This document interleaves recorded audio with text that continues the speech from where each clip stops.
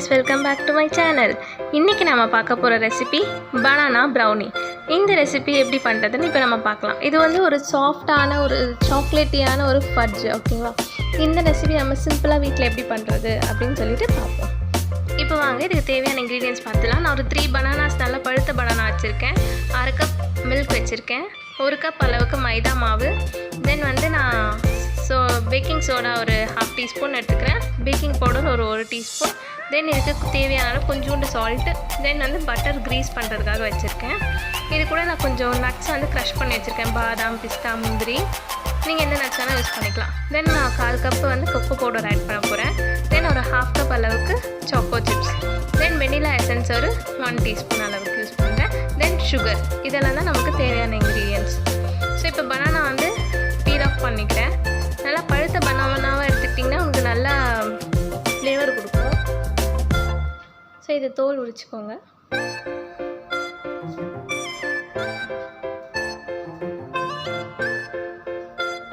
இப்போ நம்ம இதை வந்து ஸ்லைஸ் பண்ணிக்கலாம். பாருங்கள், பனானா நல்லா சாஃப்டாக இருக்குது. இந்த மாதிரி நல்லா பழுத்த பனானாவாக எடுத்துக்கிட்டிங்கன்னா உங்களுக்கு நல்லா ஃப்ளேவர்ஃபுல்லாக இருக்கும்.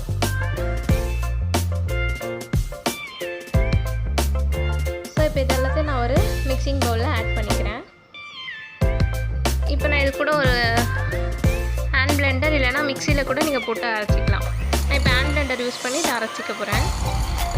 நீங்கள் வந்து மிக்சியில் கூட அரைச்சிக்கலாம். பனானா வந்து நல்லா சாஃப்டாக வரணும்.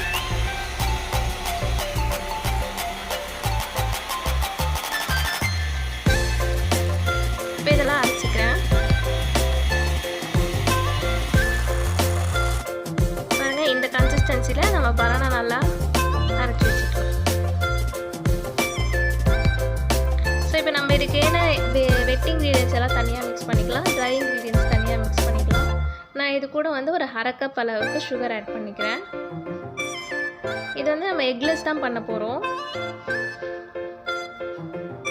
ஸோ இது கூட வந்து நான் வெனிலா எசன்ஸ் ஆட் பண்ணிக்கிறேன் 1 டீஸ்பூன் அளவுக்கு.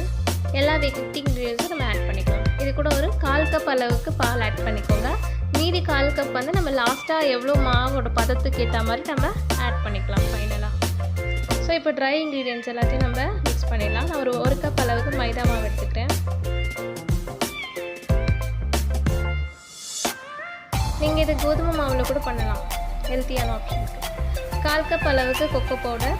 தென் கொஞ்சம் சால்ட் ஆட் பண்ணிக்கிறேன். 1/4 ஸ்பூன் சால்ட்டு. 1 டீஸ்பூன் அளவுக்கு பேக்கிங் பவுடர் ஆட் பண்ணிக்கிறேன்.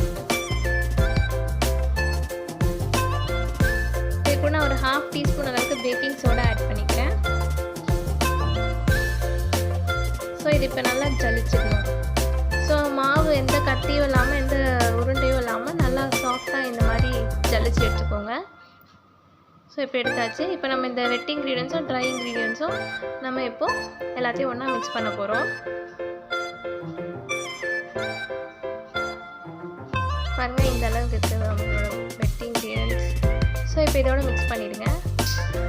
நீங்கள் கொஞ்சம் கொஞ்சமாக கூட போட்டு மிக்ஸ் பண்ணிக்கலாம். நான் இது மாவு கொஞ்சம் தான் இருக்கிறதுனால நான் கம்ப்ளீட்டாக போட்டு மிக்ஸ் பண்ணிக்கிறேன். ஸ்டார்டிங் கொஞ்சம் டோ வந்து திக்காக இருக்க மாதிரி இருக்கும்.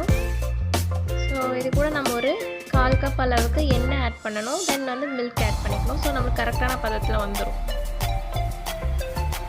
நான் 1/4 கப் அளவுக்கு ஆயில் யூஸ் பண்ணிக்கிறேன்.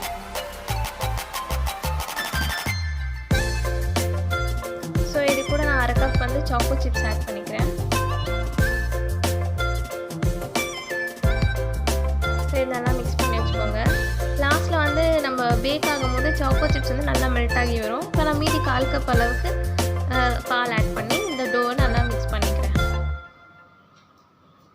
ஸோ நம்மளோட கேக்கோட பேட்டர் வந்து ரெடி ஆகிடுச்சு. இப்போது பாருங்கள், இந்த அளவுக்கு கன்சிஸ்டன்சி வரணும். ஸோ நான் ஒரு கொஞ்சமாக வந்து பட்டர் வந்து ரூம் டெம்பரேச்சரில் எடுத்து வச்சுருக்கேன். இது வந்து ஃபுல்லாகவே நம்ம பேன் ஃபுல்லாக க்ரீஸ் பண்ணணும். ஸோ தட் வந்து நம்ம கேக் வந்து நல்லா ஒட்டாமல் வரும் பேக் பண்ணி எடுக்கும் போது. நான் இன்றைக்கி அவன் இல்லாமல் ஸ்டவ்வில் தான் பேக் பண்ணி காட்ட போகிறேன். இது கூட ஒரு 1 டீஸ்பூன் அளவுக்கு மைதா மாவு போட்டு நல்லா டஸ்ட் பண்ணிக்கோங்க.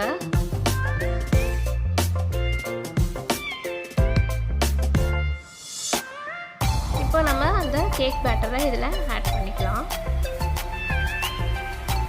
நீங்கள் அப்படியே டேப் பண்ணிக்கோங்க கீழே, அப்போ தான் வந்து இந்த லம்ஸ் எதுவும் இருக்காது.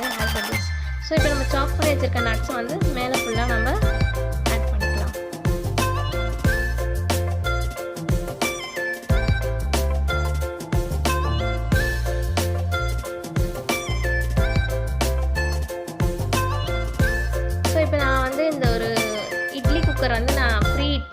ஒரு 15 மினிட்ஸ் ப்ரீ ஹீட் பண்ணிக்கோங்க. கீழே ஒரு ஸ்டாண்ட் மாதிரி ஒன்று வச்சுக்கோங்க. தென் ப்ரீ ஹீட் 15 மினிட்ஸ் கழித்து நம்ம இந்த கேக் பேட்டர் உள்ளே வச்சுட்டு ஒரு 45 to 50 மினிட்ஸ் வரைக்கும் நம்ம இதை வந்து பேக் பண்ண போகிறோம். மீடியம் ஃப்ளேமில் வச்சுக்கோங்க. ஸோ நீங்கள் 45 மினிட்ஸ் வந்து செக் பண்ணி பாருங்கள் கேக் வெந்துச்சா அப்படின்னு சொல்லிட்டு. ஸோ நம்ம ஒரு நைஃப் வச்சு பார்த்தோன்னு வச்சுக்கோங்க, நமக்கு ஒட்டாமல் வரணும் பேட்டரு எங்கேயுமே நைஃப்பில். ஸோ அப்படின்னா நம்மளோட கேக் வந்து ரெடி ஆகிடுச்சுன்னு அர்த்தம். ஓவராகவும் குக் பண்ணிடாதீங்க, இல்லைனா வந்து ரொம்ப ரஃப் ஆகிடும், கார்னர்லலாம் கேக்கு கரிஞ்ச மாதிரி ஆகிடும். ஸோ இப்போ நம்ம இந்த ஓரங்களை வந்து நைஃப் வச்சு இதை நம்ம கட் பண்ணி எடுக்கலாம். அப்போ தான் வந்து ஈஸியாக வந்து வெளியே வரும் கேக்.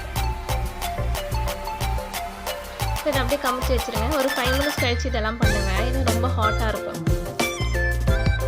ஸோ இப்போ வந்து இந்த நல்லா கூல் டவுன் ஆகணும், இந்த கேக் வந்து நல்லா கூல் டவுன் ஆகணும். ஸோ பார்த்தீங்கன்னா இப்போ நம்ம ப்ரௌனி வந்து ரெடி ஆயிடுச்சு. பாருங்கள் ரொம்ப கலர்ஃபுல்லாக இருக்குது. இப்போ நம்ம இதை கட் பண்ணிக்கலாம். நான் வந்து ப்ரௌனி சைஸில் ஒரு ஸ்கொயர் ஷேப்பில் கட் பண்ணிக்கிறேன். நீங்கள் எந்த ஷேப்பில் வேணால் நீங்கள் கட் பண்ணிக்கலாம்.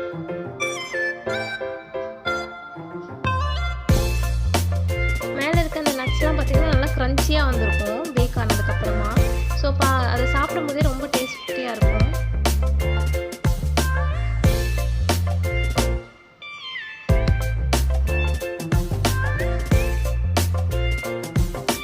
பாருங்கள் நம்ம ப்ரௌனி வந்து ரெடி ஆயிடுச்சு.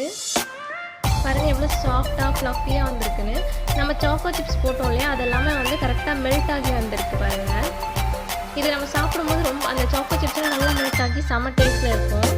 எல்லோரும் ஷுவராக வீட்டில் ட்ரை பண்ணி பாருங்கள். இந்த ரெசிபி ரொம்ப ஈஸியான ஒரு ரெசிபி தான்.